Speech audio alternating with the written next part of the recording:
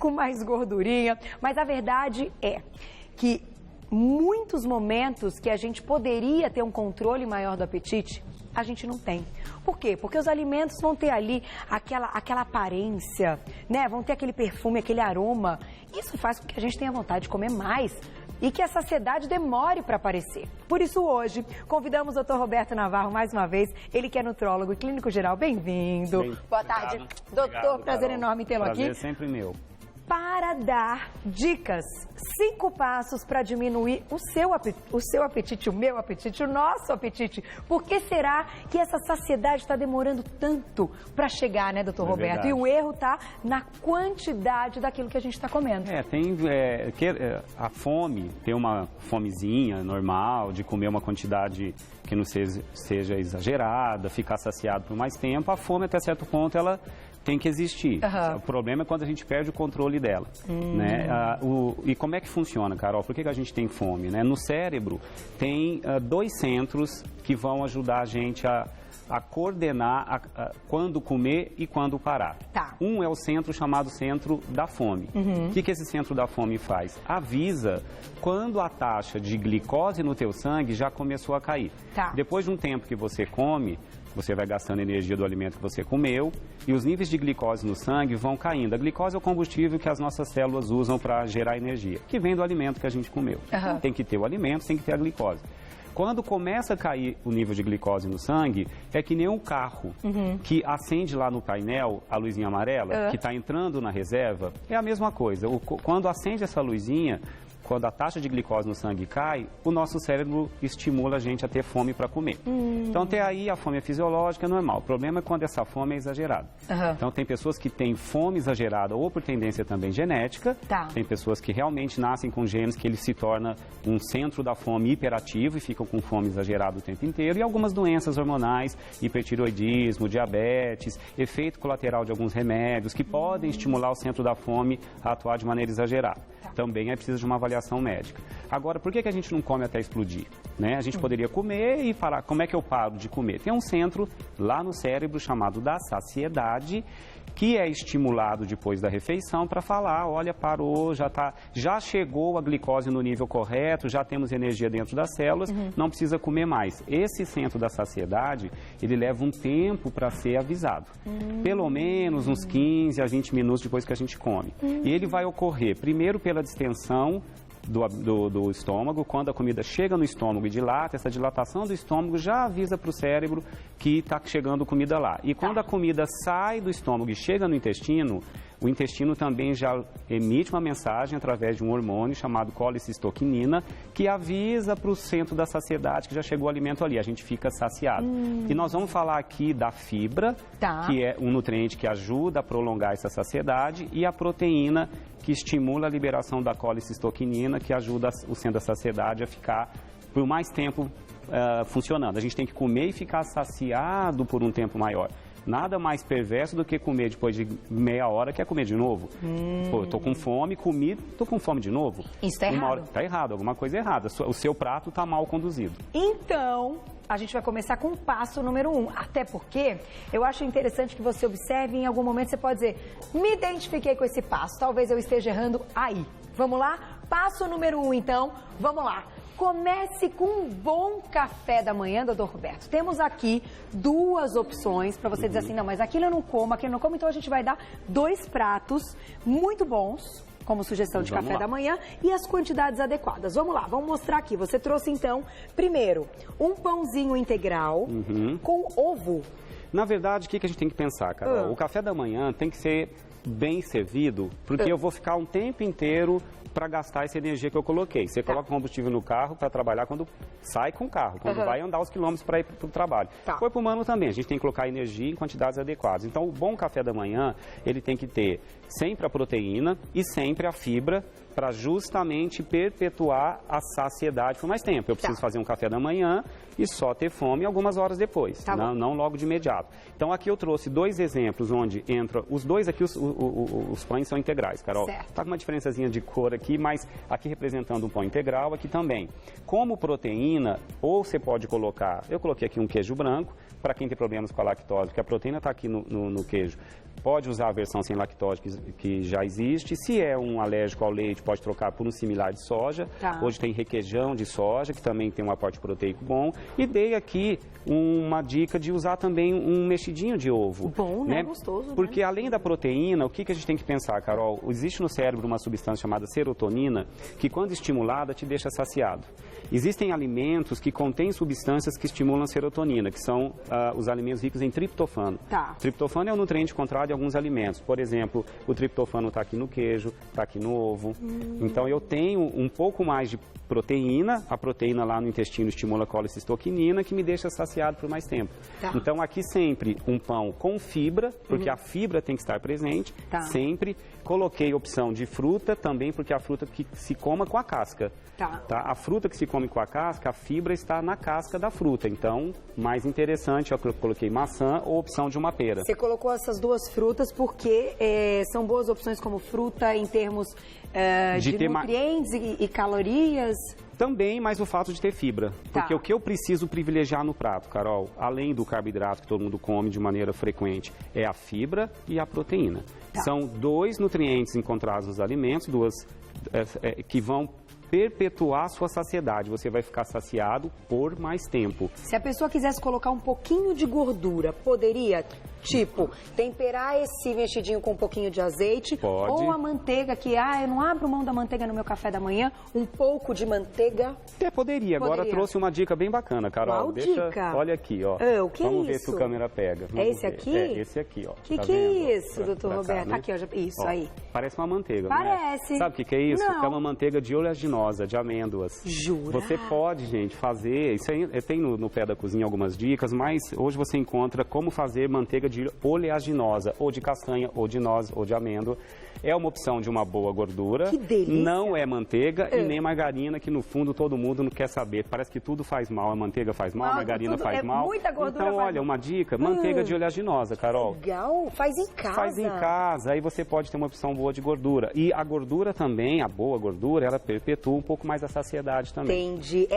Principalmente quando vem das oleaginosas, também diminui o índice glicêmico. Porque a oleaginosa tem triptofano. A manteiga tem um pouquinho lá do leite, mas não tanto quanto uma manteiga de uma oleaginosa. Eu acho tão legal. Eu e o doutor Roberto, eu não sabia, você não me contou. Isso é surpresa, Carol. Mas nós temos aí o negócio que eu fui direto na manteiga. Eu poderia nem ter perguntado na manteiga.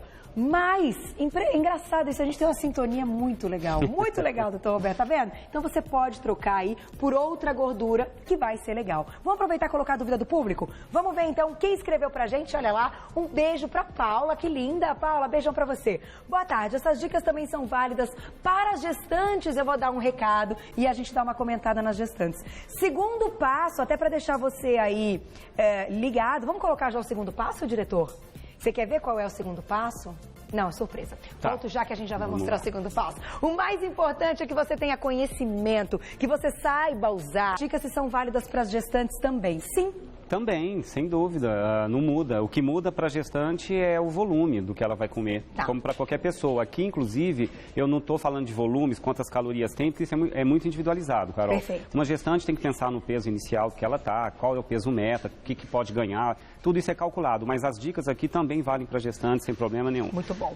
Parabéns, ela deve estar gravidinha. Beijo para você, viu? Parabéns. Vamos para a dica número 2, então? Depois de começar com um bom café da manhã, dica número 2. Evite intervalos longos entre as refeições. O que significa isso, doutor Roberto? Comer de 3 em 3 horas? Vamos lá. Esse 3 em 3 horas é uma média, não precisa ser tão computado no relógio, mas os longos períodos sem o alimento, quando você fica no intervalo muito grande, lembra que eu falei que é a queda da glicose no sangue que começa a sinalizar para o centro da fome que está faltando energia? Sim. Então, se você fica muitas horas sem comer, a taxa de glicose começa a cair e você vai ter um centro da fome que vai começar a te avisar. E você fica esperando, quando vai para a refeição com uma fome exagerada, você não consegue conter. Ninguém consegue chegar na frente de um belo prato com muita fome e comer só um pouquinho. É verdade. Você acaba tendendo a comer mais. E quando nós comemos, nós gastamos energia. energia. 10% do gasto energético do corpo humano é o ato de comer. Olha só. Tá? Chama gasto energético despendido pelos alimentos. Quando você come, Carol, você está fazendo 30% de uma pequena caminhada. Nossa, então, por isso que se legal. você fracione e come até 5, 6 refeições, mais vezes você gasta mais energia. Para quem quer controlar o peso é melhor. Não vai comer 5 feijoadas, né? Aqui temos opções para esses opções, né? lanchinhos intermediários. Os lanches intermediários, se eu tomo café da manhã às 9, às 9 da manhã vou almoçar ao meio-dia, não precisa de lanche intermediário. Tá. Estou falando se você toma café da manhã às 7 da manhã e vai almoçar ao meio-dia, 1 da tarde. Então, vamos colocar o lanche intermediário. Perfeito. Sempre tem que ter o quê? Fibra, proteína e alimento rico em triptofano. Tá. Essa é a tríade do sucesso, tá? Então, o que nós temos de lanche intermediário? Uma porção de oleaginosas, tá? Por quê? Tem triptofano, tá? E prolonga a saciedade. Se eu for comer, por exemplo, uma banana que está aqui, banana não se come com a casca. A fibra, a gente coloca o quê? Eu coloquei uma opção de aveia. Tá? Uma colher de sopa de aveia, eu tenho o alimento junto com a fibra. Outra opção, um iogurte desnatado, para quem está de dieta, que tem triptofano, tá? Tem proteína, fica faltando a fibra. Dei 3 opções. Pode ser a própria aveia, ou pode ser a chia, ou pode ser a linhaça, uma colher de sopa rasa. Uma delícia. Uma delícia. E fácil de levar, É né? um lanche intermediário bem interessante, porque você vai prolongar a sua saciedade, seja entre almoço, café da manhã almoço ou entre o almoço e o jantar. Perfeito. Tá? Porque no jantar é que a gente não pode abusar muito. Quem é ativo, faz ginástica, não se preocupa com o jantar, E a gente vai não. finalizar mostrando os pratos ideais de almoço e jantar. Perfeito. Agora, dica número 3, que eu considero essa dica uma das principais dicas, é algo que eu sempre tento me lembrar. Vamos lá, mastigue os alimentos devagar. E já vamos colocar o nosso vídeo enquanto o Dr. Roberto explica o porquê a gente deve mastigar mais devagar. A gente vai colocar um vídeo tão interessante, eu achei uma graça esse vídeo, ele vai ficar rolando aí na tela, enquanto você explica pra gente. Vamos lá, por que a gente tem que mastigar devagarinho? Bom, primeiro que mastigar devagar, você consegue digerir melhor o alimento, você já facilita a digestão, isso já é para evitar estufamento, né? Tá. Como eu falei que leva até 15 a 20 minutos para o centro da saciedade no cérebro receber informação que você já está saciado, quem come muito rápido, come muito mais calorias sem perceber. Independente de comer rápido ou devagar, vai levar quase 15 a 20 minutos para o centro da saciedade te avisar que você já está repleta, que você pode parar. Tá. Se eu como muito acelerado, primeiro que eu não consigo sentir o sabor, a gente está muito eletrizado no mundo moderno, né? Tem que comer rápido para voltar para o trabalho, o intervalo é curto, a gente está mastigando e engolindo o alimento, o que já é péssimo. Se você percebe o sabor, a textura com mais calma, é uma refeição mais prazerosa. Tá. Se eu como aceleradamente, tem pesquisas que mostram que você pode comer até 50% a mais de calorias porque comeu rápido. Tem que esperar, então, receber o cérebro recado. receber. Se você come de maneira devagar, mastigando mais, facilita a digestão e você consegue comer um volume calórico menor. E perceba o sabor dos alimentos, né? Porque isso é fundamental. Muito bom. A gente tem que ter o prazer à mesa e não o desprazer à mesa.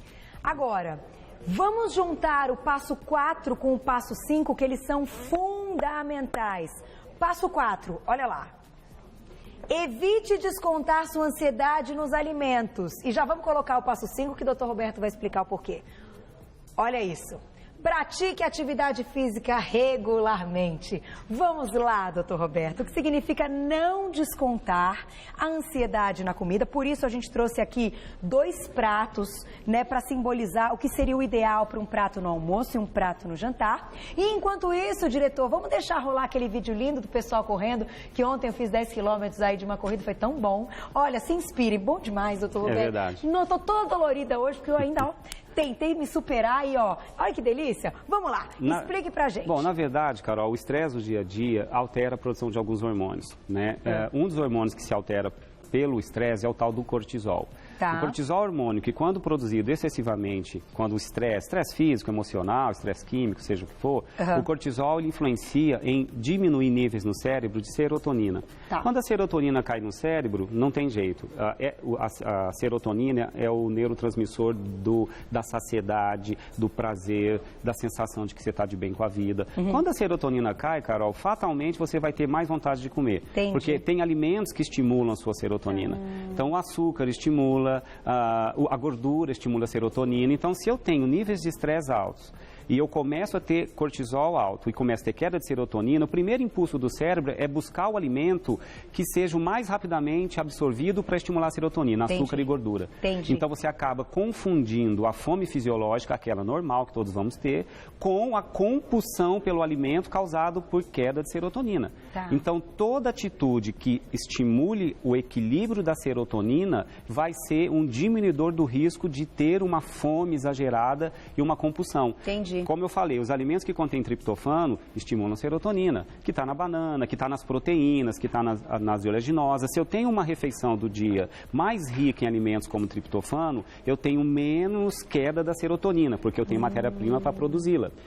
E se eu tenho mais proteína e fibra, eu estimulo a saciedade por mais tempo. Então, esse é o segredo. Se você come um doce que é prazeroso, né, compulsivamente, um sorvete ou uma bala ou um açúcar, um doce, você vai ter a saciedade rápida em 30 segundos de felicidade. Nossa, como estou bem. Só que depois vai ter uma queda da glicose, a insulina sobe muito, você acaba tendo lá na frente, em pouco tempo, uma fome rebote.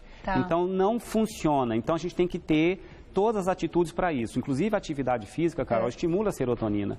Quem faz atividade física com frequência produz endorfina e a endorfina estimula um pouquinho áreas de equilíbrio do cérebro. Você pode também se sentir saciado ou ter menos compulsão alimentar para quem faz mais atividade física.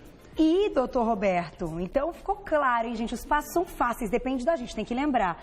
A gente tem 1 minuto, eu queria que os meninos almoço mostrassem... Almoço e jantar, vamos lá. O almoço e jantar, só para você fechar o ano e ter uma ideia na sua cabeça do que é legal, que é saudável, que é bacana. Também para melhorar o seu apetite do dia todo. Se você fizer um almoço como esse, você vai ter menos fome no jantar. É isso? Exatamente. A gente tem que estar bem alimentado durante o dia para não chegar à noite com pouco combustível, senão você vai ter uma compulsão noturna. Isso aqui é um almoço Olha mais que coisa salada. mais simples, Carol. Se for analisar, é muito simples comer bem, tá? Porque aqui está o nosso arroz com feijão, só que o arroz integral, por causa da fibra. Eu quero fibra, não o arroz convencional.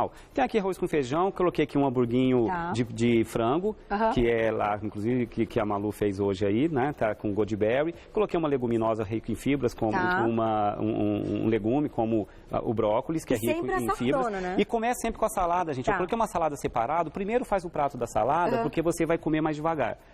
E depois vai dar tempo, quando comer, do centro da saciedade já está sendo avisado. E no jantar a gente tira tudo isso e coloca um peixinho com a salada. Pode ser. Se você é sedentário. Se for muito ativo, é um atleta, pode até voltar com a dica do almoço, que também não tem problema, não. Sensacional! Lembre de todas as dicas, vai estar lá no nosso site. Ficou com dúvida? Volta para o site agora. Entre sempre em contato, Dr. Roberto, nutrasaude.com.br ou no Insta, @nutrasaúde. É isso, obrigada mais uma vez. Eu que agradeço. Grande aula, hein? Obrigado. Beijo e até a próxima.